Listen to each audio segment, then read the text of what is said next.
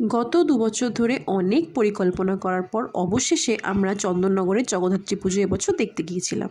চন্দননগরের জগদ্ধাত্রী পুজো কিন্তু আলোর জন্য বিখ্যাত। সত্যি ওখানকার লাইটিং দেখে চোখ ধাঁধিয়ে যাবে। কিন্তু আমি ভাবতে পারিনি যে আমরা চন্দননগরের প্যান্ডেলের লাইটিংটা দেখতে পাবো, কারণ আমরা যে সময় গেছিলাম সেটা ছিল ভোর ৪টে। ভোর হয়ে যাওয়া সত্ত্বেও মা কিন্তু আমাদের উদাস করেনি, কারণ তখনও কিছু কিছু প্যান্ডেলে লাইটিং জ্বলছিল।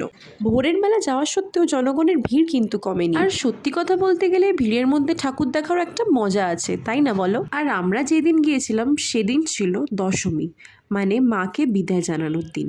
এবং আমার মনে হয় যদি আমি দশমীর দিন না গিয়ে অষ্টমী বা নবমীতে যেতাম তাহলে হয়তো তোমাদের আরও কয়েকটা ভালো ভালো প্যান্ডেল দেখাতে পারতাম।